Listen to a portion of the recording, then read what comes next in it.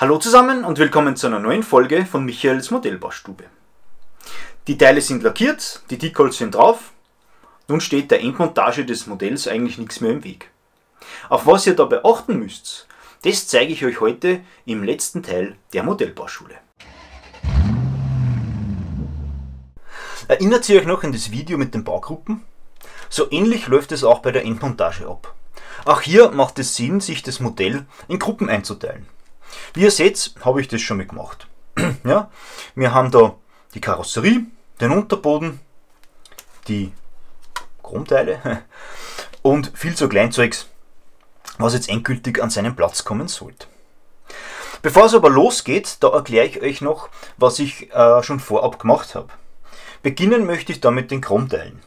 Solche Teile, die kommen bei Bausätzen schon fix fertig verchromt daher. Es handelt sich dabei um eine Bedampfung, die auf die Kunststoffteile aufgetragen wird und so den Chromeffekt darstellen soll. Sehr oft ist diese Chrombedampfung aber sehr dick und wirkt daher nicht gerade schön. Und manchmal kommt es auch vor, dass Teile chrombedampft sind, aber das gar nicht sein sollen. Alles schon gehabt. Als Anfänger habe ich mir nie darüber Gedanken gemacht und die Teile so verbaut, wie sie waren. Heute weiß ich es aber besser und entferne diese Schicht, wenn nötig. Denn da zum Beispiel jetzt bei den Radkappen, da muss ich sagen, da hat mir das Ganze sehr gut gefallen und da habe ich lediglich die Klebestellen, also bei den Klebestellen das Chrom entfernt. Ne? Das muss man machen, weil sonst die Teile nicht wirklich halten würden. Eines aber vorweg, ihr müsst das nicht machen. Außerdem kommen solche Teile fast nur im zivilen Bereich oder im Rennsport vor und baut ihr also eher militärische Gerätschaften, dann werden euch Chromteile jetzt nicht so oft über den Weg laufen. Bei den anderen Chromteilen, da jetzt bei dem Bausatz, wie zum Beispiel die Stoßstangen da, ne, da hat es ein bisschen anders ausgeschaut jetzt im Gegensatz zu den Radkappen. Die habe ich jetzt weiß lackieren müssen, oder die sind bei mir weiß lackiert worden und das habe ich erst machen können, nachdem ich sie entlackt habe. Ja, aber auch die Scheinwerfer da, die habe ich neu bearbeitet. Bevor man das machen kann, da muss das Chrom aber runter. Das geht am einfachsten mit einem Backofenreiniger. Dazu gibt man die Teile in einem verschließbaren Behälter, sprüht sie großzügig damit ein, Deckel drauf, ne, und warten, bis die Lackschicht runterkommt. Danach die Teile gut waschen, gegebenenfalls noch ein bisschen abschleifen und schon kann man sie mit der gewünschten Farbe lackieren. Chrom darzustellen ist aber nicht so einfach und öfters mit etwas mehr Aufwand verbunden, also so wie jetzt da. Ne. Es gibt da aber solche Chromstifte, die man direkt auftragen kann, also ohne Pinsel oder Airbrush oder sonstiges, direkt ab dem Stift, gibt es auch in verschiedenen Stärken. Beachten muss man einfach, wenn man solche Stifte oder ähnliche Stifte benutzt, dass die eine sehr lange Trocknungszeit haben. Ne. Und wie schon gesagt, ihr müsst das nicht machen. Ich spreche da jetzt rein aus meiner Sicht oder beziehungsweise aus meiner Erfahrung und ich hätte persönlich schon gern früher gewusst, wie man mit Chromteile umgeht. So, was habe ich noch vorbereitet, damit das Video da jetzt nicht eine Stunde dauert? Die Klarteile, oder besser gesagt die Windschutzscheibe und diese Scheibe da hinten, die habe ich auch schon eingeklebt. Das ist eigentlich nur ein großes Teil, was an die Decke von der Fahrerkabine geklebt wird. Dabei nimmt man aber ausnahmsweise nicht den gewohnten Modellbaukleber, also den, was ich ja angesprochen habe schon mal in einer älteren Folge, sondern Weißleim oder Klarlack. Warum? Naja, wie schon erwähnt, da löst ja der Modellbauklebstoff die Teile an, ne, und verschweißt sie so miteinander. Bei Klarteilen, da wird das jetzt ebenfalls passieren. Nur hier sieht man es dann eben. Da gibt es dann so Stellen oder ja, man will es einfach sehen. Und man kann es auch nicht mehr so gut kaschieren, also wie jetzt, wenn ich da nochmal anschleifen und drüber lackieren würde. Geht beim Glassichtteil ja schlecht. So.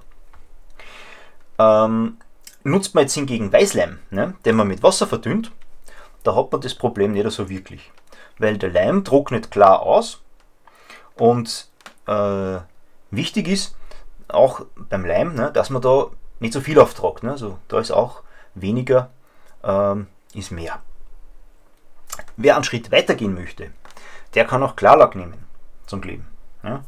Der härtet ebenfalls klar aus, logisch. Der kann jetzt aber nicht mit Wasser verdünnt werden und dementsprechend auch entfernt werden, wenn man ein bisschen was überquillt. Also wenn da jetzt ein bisschen was überquillen würde, dann kann ich ja mit einem nassen Wattestäbchen das noch gut wegwischen. Das geht bei dem nicht. Ne? Ja. Und ja, genau, das Armaturenbrett, ja, das ist auch noch drin. Das habe ich da auch schon reingeklebt. Das war jetzt nicht so schwer. Das ist einfach nur da so reingeklebt. Man sieht ja da die Verbindungen. Ja, jetzt wisst ihr, was ich schon im Vorfeld gemacht habe. Und somit kann es losgehen. Wie schon in der 7. Folge der Modellbauschule erklärt, da ist es auch bei der Endmontage sehr wichtig, dass man jetzt nicht gleich die ganze Tube Klebstoff da draufknallt, ne, und alles zusammenpappt.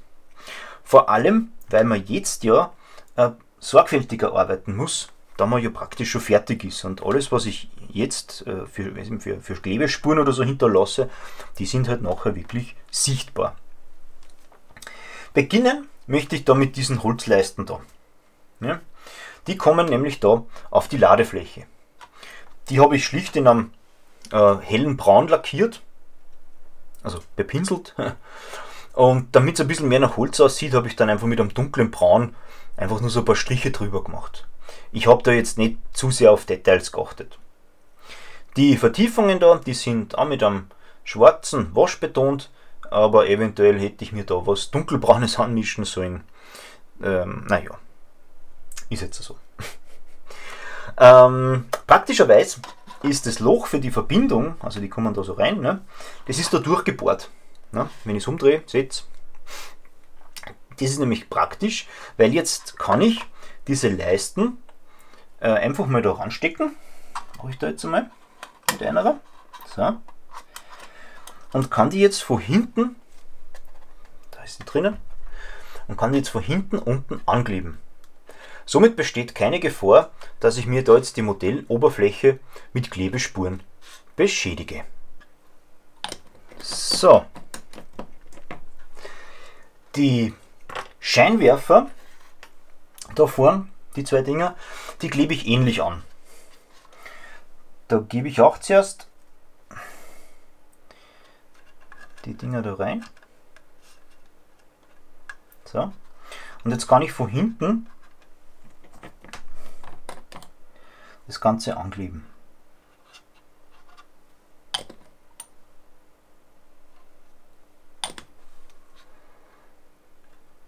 So.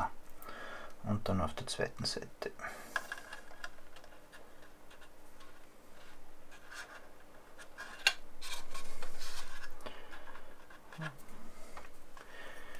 Immer der Vorführeffekt. So.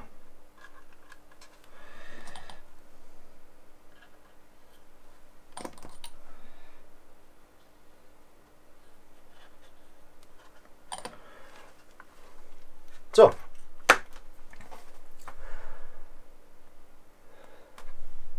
Damit ihr euch sicher seid, dass man nach solchen Klebearbeiten das Modell noch zusammensetzen kann, ne, da empfehle ich euch unbedingt, die Bauanleitung vorher gut zu studieren.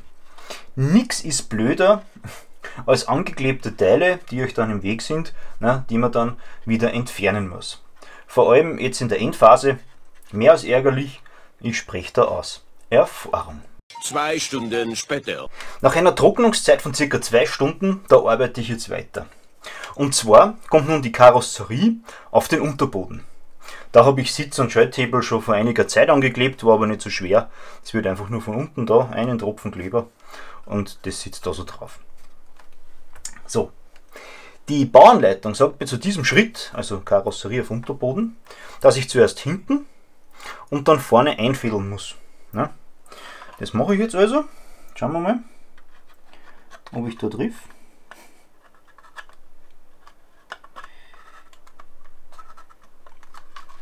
Nämlich gar nicht so einfach.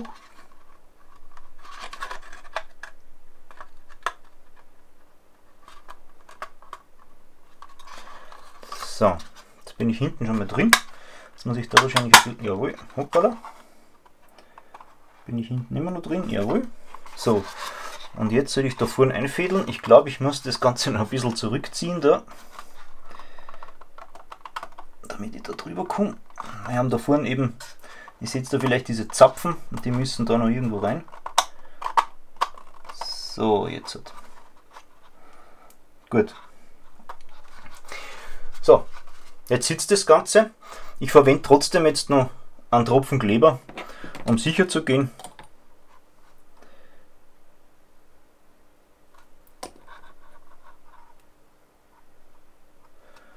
So, vorne. Und da hinten noch.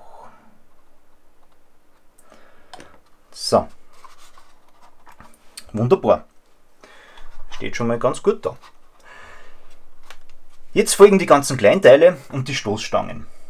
Diese hätte ich ja zwar schon vorher montieren können, ne, aber weil ich nicht weiß, wie viel Gewalt, ihr habt ja gesehen, ich habe da ein bisschen herumdrücken müssen, ne, ich für die Montage der Karosserie aufwenden muss, da habe ich diese sicherheitshalber noch weggelassen.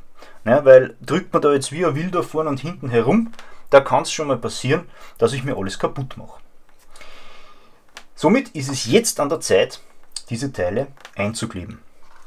Schauen wir mal vorher, ob alles passt. Fangen wir da vorne an. Das schaut ganz gut aus. Immer zuerst trocken passen. Ne? Jetzt kann ich nämlich noch ein bisschen was abzwicken oder sonst was machen.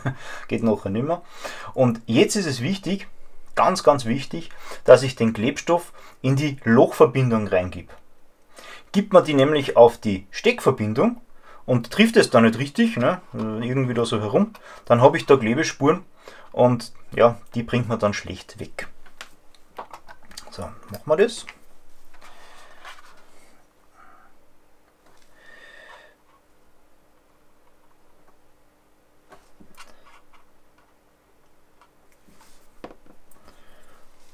So, und rein damit.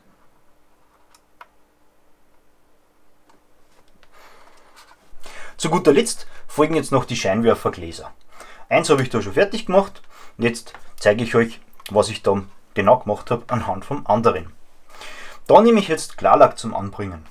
Dazu pinsel ich einfach ein bisschen was an die Stelle, wo das Glas dann hinkommt.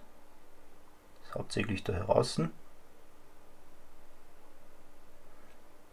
So. Und jetzt nehme ich das Teil, ja, und klebe es an.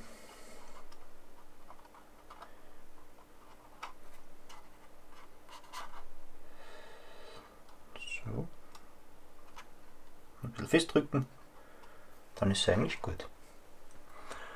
So, das wäre es gewesen. Jetzt steht sie da, unsere VW Britsche. Euch ist sicher aufgefallen, dass ich da keine Nummerntafeln dran habe, vorne und hinten. Das hat den Grund, dass mir da die Decals, was ich dazu gemacht habe, die sind mir komplett zerrissen, weil ich Depp was draufgelegt habe, wie es schon fertig war. Aber da schaue ich, dass ich mir da noch eine andere Lösung einfallen lasse. Tja, ich hoffe, ich konnte euch in dieser Videoreihe etwas die Angst vor dem Hobby-Modellbau nehmen. Und falls euer erstes Modell jetzt nicht so toll wird oder generell irgendwelche Arbeitsschritte jetzt nicht so klappen, wie sie sein sollten, dann spielt es überhaupt keine Rolle. Man wächst nämlich mit jedem Bausatz, den man baut. Und zum Schluss noch einen wertvollen Tipp: lasst euch Zeit. Modellbau ist kein Wettrennen, es spielt überhaupt keine Rolle, wer als erster, zweiter oder dritter fertig ist, das ist egal. Lasst euch einfach Zeit. Die Teile sollte man auch immer gut trocknen lassen und dann kommt das Ganze gut. Tja, und nächste Woche, da kommt dann wieder ein normales Video, in dem ich euch zeige, was man mit Haarspray und Salz im Modellbau so machen kann. Bis dahin, da wünsche ich euch eine gute Zeit und viel Spaß beim Modellbau. Euer Michael.